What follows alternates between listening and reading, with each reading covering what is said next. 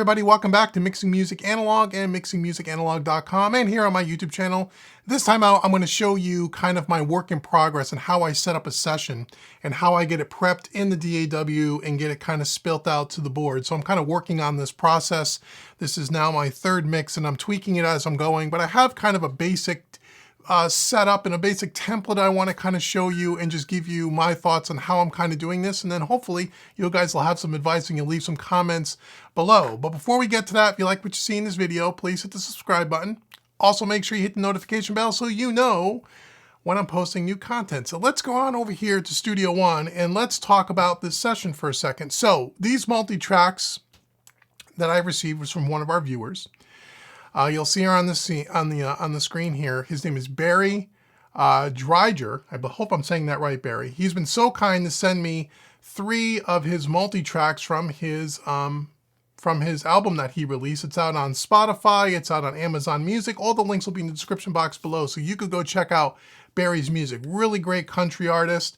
Was really kind to send me these files so we can use them for YouTube and do some mixing demonstrations and such, and don't have to worry about the YouTube gods giving us copyright claims. So thank you so much, Barry. Here he is up here. Going Down's the name of the tune. It is a country pop rock tune. Really cool. Very well recorded. Wonderful musician. Great singer. Thanks so much for the multi-tracks, Barry. And please make sure, everybody, you go check out his music. I'll put all the information in the description box below. So now that we got that out of the way, here we are in Studio One. So I've already got this thing prepped and pretty much ready to go. And I just want to talk to you about my philosophy and show you kind of the system that I come up with. So the first thing is whenever I get a new session, I want to spend a day. The day before or 2 days before, I'm actually going to sit down and mix the song on the SSL with the hardware and everything. I want to set up the session and prep the session. I no longer prep the session and then mix it in the same day, unless time just doesn't allow. And the reason for that is I want to get all the housekeeping and all the technical stuff and all the nitty-gritty stuff out of the way. So when we go to mix it on the board and we get everything pulled up here, we could just go to work with some EQ compression, get things balanced, get levels, get some automation in there and get it done. So I spend a day or so before I'm ever going to mix the song, and I'm not listening to the song through its entirety while I'm doing this kind of prep or session prep, because I don't want to get over familiar with the track. I want some of it to inspire me when we get to mixing, but I do all the basic stuff first. So what I've created for myself is like a little checklist of something that I do at the beginning of every mix to prep the session. Let me kind of show it to you. So if you look here on the screen, I created it in Excel. So I have a basic Excel spreadsheet here that I just created myself a little checklist. And here it is. So at the top here, we have the artist, we have the song, the style of music, the BPMs, the sample rate that the files were sent to me in. This is 4824-bit. And then the date that the project's starting. In this case, it's October 2021. This song will be used as hopefully a bunch of different mixing demonstration videos across the YouTube channel, as well as, because I love the song so much and it's such a well-written song, I'm going to use it as one of my mixes for my portfolio for mixingmusicanalog.com to advertise my mixing services. So again, thank you so much, Barry. I really do appreciate it. So that's what I do for every single session. I have this checklist, and here's what I have here. So down here I have mix prep. So the items that I do during the mix prep are, first thing I do after I import all the files is I save a new copy of the session. So what I do is before I go crazy, I take the raw session, if it's in this case, he sent me just the WAV files. So I import the WAV files into a session, get them kind of organized the way I want, maybe do some color coding, and that's it. And then I save it. I save it as a raw session. In case something ever happens to the other session, I can always go back to the beginning. So it's just kind of something I've always done, even when I was working in the box. So I save a copy as a new section, and once it's done, I exit off. And then I will take that new secondary session that I'm working with, and I will color code, name, and organize all the tracks, get everything kind of set up the way I normally do. Then I will go ahead and clean the tracks and add fade-ins and fade-outs. And clean the tracks, I mean headphone bleed for lead vocals and background vocals, any tom-toms on the drums, any space between the tom-tom hits where there's a lot of excessive bleed. I'll either gate it or clean it out completely and just chop it out. So all we have are the tom hits on the tom tracks and anything like that that needs to be taken care of. you know, working with background vocals, headphone bleed, and all that stuff. And then I'll exit off. And then before I start moving down the road, what I like to do is before I even route it out to the SSL, while it's still in the box and all the tracks are going to its main output, I go ahead and I just pull up the levels and do a basic static mix. A little bit of panning, no EQ, no compression, just get a basic kind of a rough. If I didn't get a rough from the artist, in this case, it's not an artist that I'm working for, it's someone who's donated his tracks as part of the cause here at Mixing Music Analog. But if I didn't get a rough mix from the client, I'll create my own little rough mix, my own like little before, to hear where we started. And this is also good if I'm going to use the song, like I will in this case, as one of the tracks on my website to show people the raw tracks before, what does it sound like before I mixed it, and then after the mix, a sample of what does it sound like after. So I always do that. So I do a static, a before export, just an MP3 high-res MP3 file. Then I normalize all the audio, okay? And this is so I can gain stage the SSL down the road. So what I do is I'll just normalize everything. It'll be at 0 dB. And then I will typically take down that session anywhere from 3 dB across the board to maybe 10 dB, depending on how hot the tracks were recorded. I'll show you that. What I did here, I think we did 8 or 9 dB in this session. And that'll ensure that I'm not slamming the SSL any more than I need to. I like to keep the gain pots on the desk pretty much lock and loaded and stays like that from song to song. And if I want to hit the preamp more or less, I'll do it from the DAW because that is 100% recallable. Then I don't ever have to touch the knobs on the preamps. At least that's what I'm doing for now. That may change in the future, but that's kind of my process this early in the game. Okay, and then once I do that, and I'll show you kind of what I'll do here. So up to this point, what I've done, if you look at the session, is I've imported everything. I've color coded everything. I've done all my fade ins and fade outs. I've cut all the bleed between any of the tom hits. Some of this was already done, whoever recorded this session, which is great, but I went ahead and cleaned up what I felt needed to be cleaned up. Then I went ahead and I added song markers here so we can see that. And then I also put that on my checklist here. We do song markers. And then I group and comp the tracks. Now this is something that I've already done because it would take too long to do it in real time, but you guys will get the idea. If you want me to do this in real time and you want to see a separate video of me actually going through this, leave some comments below and I'll certainly do that. But every session is going to have a different amount of tracks, right? So as you know, on the SSL Origin, we only have 32 channel of audio tracks, 32 in, 32 out. So no matter how many tracks I get in a session, I got to pare it down to 32 faders. And that's what I've done. I think this session was like 60 some odd tracks. So let me show you what I did. So for example here, we had 3 kick tracks, a kick in, a kick sub, and a sample, kick sample. I've sent that over to a group track here called kick group, and that is going down to 1 fader on the board. Okay, that's coming down 1 fader here on the board. Snare, we had the same thing. The producer, Barry, gave me snare top, snare bottom, and the snare sample. So now we have a snare group. So now we have that on a separate fader, okay? So we took 6 tracks between kick and snare, and instead of chewing up 6 faders, we brought them down to 2 faders. And we used that same concept through the whole session to get it down to 32 faders. Maximum, I think I got it down to 31 faders. Okay, our hi-hats are on its own track. Our tom tracks, we have a rack tom and a floor tom. He gave us the original drum plus the sample that we may or may not use, but for now I think we're going to use it. I made a tom 1 group track, comes down to 1 fader. Same thing with the floor toms, 2 tracks to 1. Our ride's on a separate fader. Now our overhead left and right has an overhead track and a left crash. They had some crash samples. So the left crash goes with the overhead left, the right crash goes with the overhead right. And again, I put those down to their own separate faders. So there's a left and a right here on the board.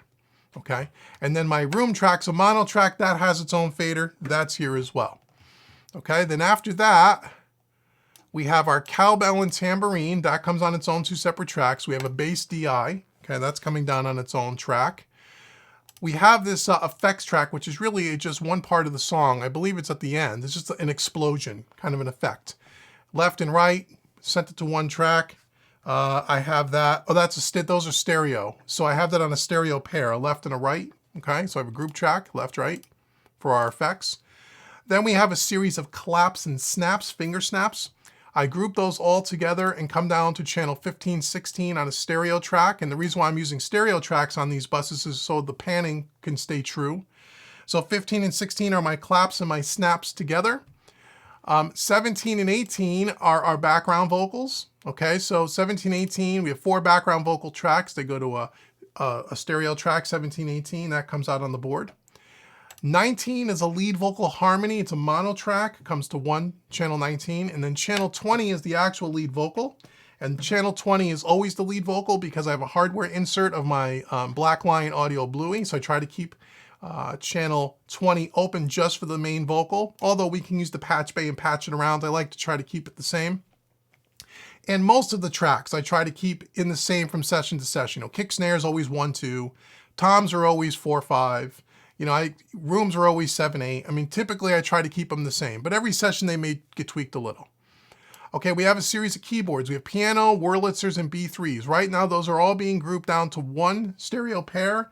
That's coming on 2122, so I have a keyboard 2122.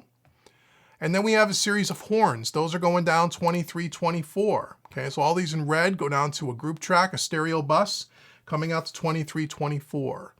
We have a series of acoustic guitars, right? 3 sets of acoustic guitars coming down to group 2526 or aux 2526, stereo pair on the board. Now 27 through 31, those are all single mono guitar tracks. We have a baritone guitar, a Strat, a Telecaster, a guitar bridge section, and then a guitar solo section. And those are the last 27 through 30 on the board, and channel 31 is not being used. So that's how I pare this down. Now, the reason why I use group tracks, for example, on the acoustic guitar, and we have these 4 or 5 guitars there, is because I can use the panning.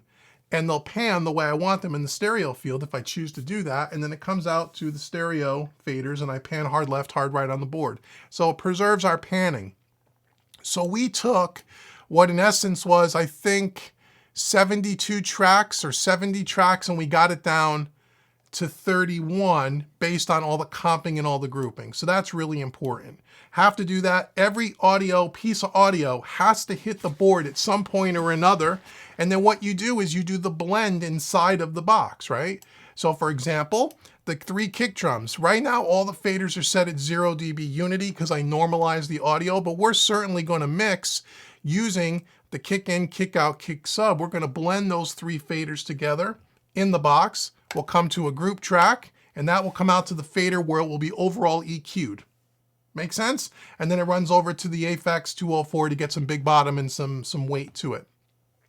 So that's how you comp down all the tracks. Now, once you get them all comped down, then you have to route everything using our outputs to all the different outputs that I set up in our I/O matrix in our template. Let me show you that now. In Studio One, you come up here. Now, I have a basic template that I thought would be standardized for every song, but it's not. It's almost like you got to create a new one for every song.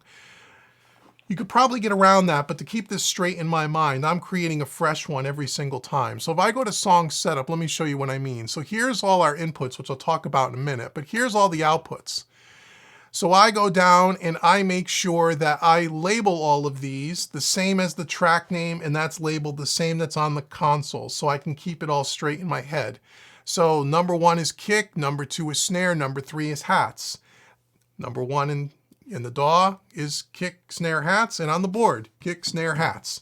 Okay, so the channel numbers line up. That keeps it straight in my head. So I actually went through and I actually name all of these. Make sure that I have the ones that are mono tracks, mono outputs appropriate, and where there's stereo outputs appropriate. So again, I had a basic structure. That was a generic template that I thought I can use for every single session, but it's challenging to do that, at least for me right now. So I'm actually customizing one for every single session. And you may think, wow, that takes a lot of time. It took me about 10 or 15 minutes. It didn't take that long to do. And then as I'm creating that template, I'm actually writing it down here on a piece of paper. And this is what I use to label the tape on the board, the scribble strip. So that's how I'm kind of doing it. Okay, so once that's all created and I start comping and combining all of our tracks, now I have to make sure they're all routed to the proper outputs. So if I were to play this back, if you look at my outputs tab, here's all the outputs here that I created. There's a lot of them here. So if I play this back,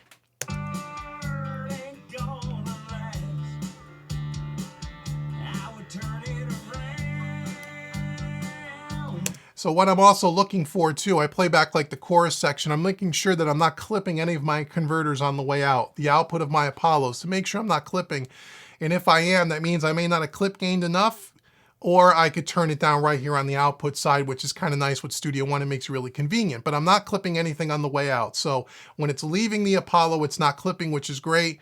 And then it comes into the board, and we'll talk about that afterwards. So that's how I comp everything, and that's how I get it all grouped. That's how I combine everything to get it from 70 some odd tracks down to 32 tracks.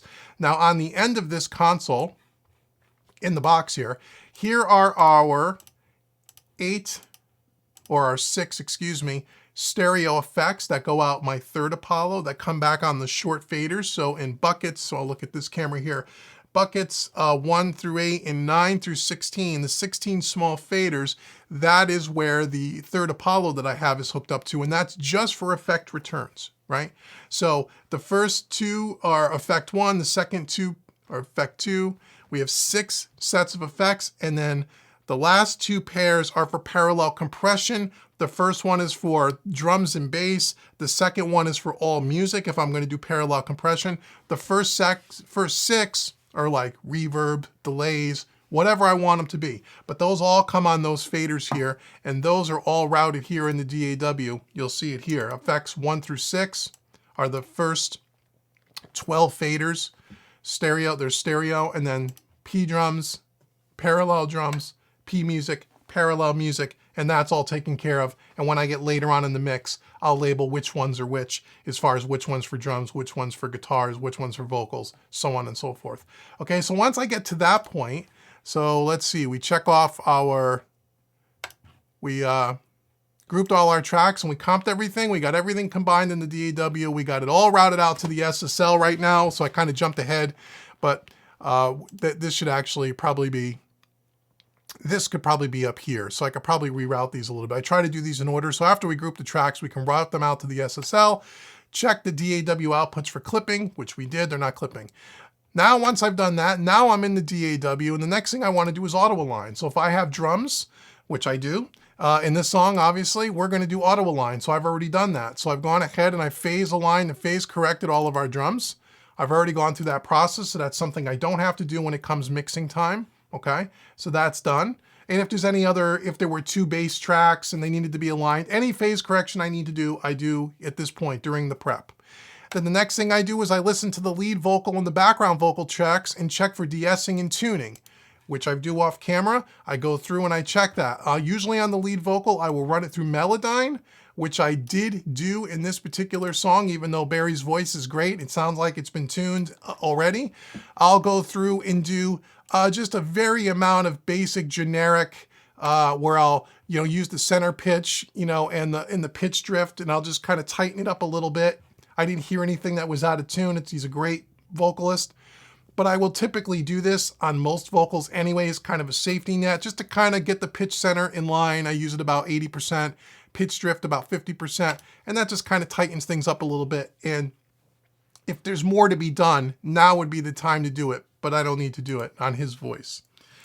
So Melodyne is done. And then I'll listen for de-essing or any other kind of cleanup that needs to be done to the vocal tracks. And again, no de-essing issues in this particular track. There was nothing I needed to do, but I go through that process. Once the vocals are done, then I would typically, I route it out to the SSL. I write up my scribble strip, which I've done. Then I'll go ahead and I'll add an SSL channel strip plugin as our first insert here after Melodyne. And again, for folks that are new here that haven't been following along, all the videos up to this point, the SSL origin doesn't have any dynamics on it. The only compression that's on it is the SSL bus compressor, the master bus compressor. This just has 32 preamps, 32 EQs. So all of the individual track compression is being done in the box prior to the EQ. The buses here, the group channels, have inserts where we're inserting our hardware on our bus channels for bus compression, but we're doing master bus compression. And there are a couple of channels where we're doing some insert on the actual track with some hardware, like the lead vocal has the bluey on it. That's always patched into the lead vocal. We'll have some other things like that in the future, but for the rest of everything else, it's all being done in the box, and that's because this desk doesn't have dynamics on it. So what I do is I'm using an SSL channel strip to do the compression before it comes out to the board. Okay, usually I would do EQ then compression, but in this workflow I'm doing compression then EQ. Now here's the thing, I'm using in this particular mix, I'm using the SSL the native version 2 channel strip here, which is based on a 9000 console. On the last couple of mixes, I've done the Plugin Alliance channel strip, I've used the Waves CLA Mix Hub, his SSL, which sounds great too, and I'm just trying different things on different mixes. Now the thing is here, I'm only using this for compression, and it's all mapped, the controls are all mapped down to my UF8 here, so I don't have to use the mouse and the keyboard. Oops, didn't open up here, sorry, I didn't set this up for today here, but there it is. So I can control on the UF8 the actual parameters on the compression, on the compressor. And if I need to use the gate, I can use the gate here as well. I don't know if I'll use it or not, we'll see, but it's typically just for compression. Now, I only do a couple of 2-3 dB of compression in the box on all these channel strips. I'm lining up these channel strips across all the different tracks, and I'm just using the plugin to get the sound of the actual desk and the sound of the actual compressor, and just tightening things up a little. I'm not doing a massive amount of processing with this. It's more for just adding some of that analog flavor to it, giving it a little bit of SSL compression because it kind of matches up with the SSL desk, even though this plugin's based on a 9000 series and this desk is based on a 4000 series, and I'm always changing things out and trying different plugins or different channel strips on different mixes. But this is what you do if you don't have dynamics on the board. So before I even get started, I drop these all on the session. So when I get ready to mix, it's already there. I pull it up with the UF8 and I just start going, okay? Just like I would if there was dynamics on the board, okay? So that's all done. So you'll see that across this entire session, I have an SSL on everything. Now, if I had a group track, I only put the SSL on the group. So on the kick drums, I didn't put it on the 3 single kicks, kick in, kick out, kick sample. I'm just compressing it on the group track. You could, or I could, put it on all 3 kick drum tracks as well as the group track to give it a little bit more of that SSL plugin vibe. For this session, I chose not to do it, but you could either way. Same thing with snare, same thing with my tom groups. I'm just using one instance of the channel strip. And then where we don't have group channels, like on the rooms and the cowbells and the tambourines and the bass, we have a channel strip on each one of those. So everything is getting hit with the channel strip all the way down through the vocals. Okay, so we have a ton of channel strips on this. That'll kind of give it that sense of cohesiveness. And then once that's done, the last thing I do is if I have a reference track, in this case, we're going to use the commercial, or I'm going to use the commercial release of the song that he has out online there. It's Spotify and Apple Music and such. I'm going to use that as kind of my reference, just because I think it's a great mix. And I'll either bring it in as an MP3 and put it on a separate track and mute it, and we can flip back and forth on the console, or I can just pull it up in Apple Music and I can flip back and forth on the console. I can listen to Apple Music, then the DAW, Apple Music, then the DAW, or the console, and I could hear the mix. So I make sure that I have a reference track, or if there were other reference tracks, depending on the mix or depending on the project, I would have all of those. So once all of these things are checked out here, or checked off, now I'm pretty much ready to mix. Now it's ready to go. So again, I do this a day ahead of time, so I'm not now rushing into mixing. I try to get all this stuff out of the way so I don't have to think about it. So all I have to think about now going forward is getting things EQ'd, getting things balanced, and start actually mixing and not cleaning things up. Once the mix is done, what I also do is I have like a post-mix checklist for, so I'll print my stereo mix, both in MP3 and WAV, just to have it. I'll print my group stems, all of my groups, all of my routing, my stems can all be printed as well. I also usually will print a no vocal mix in case it's for a client that wants to use it for live performance or karaoke or something like that. I will take photos of the console and the outboard gear for recall purposes with my iPhone, which works beautifully. I don't need to use recall sheets. The resolution of the pictures, I think I take 5 of the console, 2 of the rack, 7 photos, and I can zoom in and recall anything on here in the matter of a handful of minutes.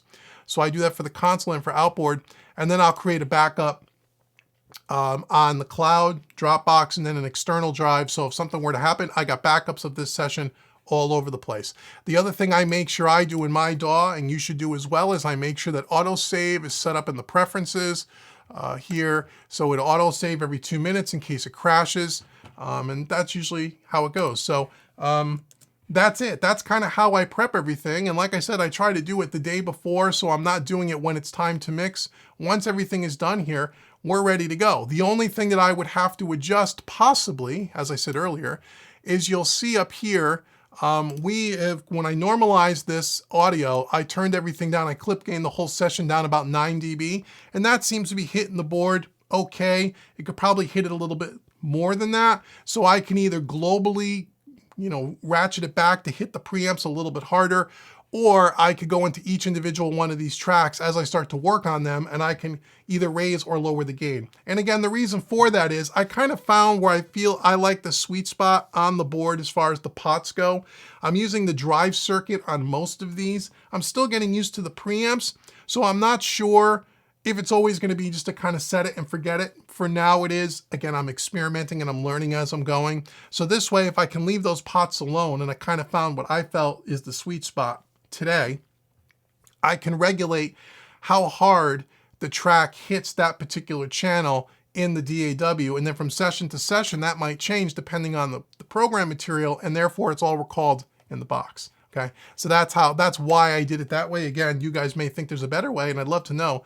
Leave comments below. So that is kind of my setup process. That's all I really do. I just keep that checklist, as I said. I just make a little checklist, and again, hope that might expand over time.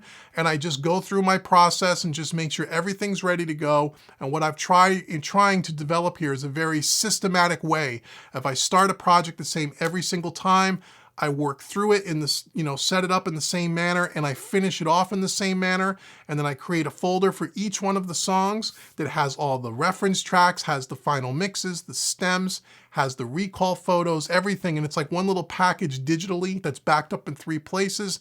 Then if I ever need to go back to it, I can go back to it and everything should be there. And if I had to recall something, I could recall it. So that's my process. That's my phase 1 process of how I set up a session, how I pare it down, get it across the board, and make sure everything is routed to all the right groups. And I do all of that, and all of that is done. So let me know below, if you guys are working on an analog console, what is your mix prep like? What do you do? Can you give me some pointers? Maybe you can take some ideas here for yourself that maybe you didn't think of, or maybe you have some other things that I might have missed. I would love to hear from you.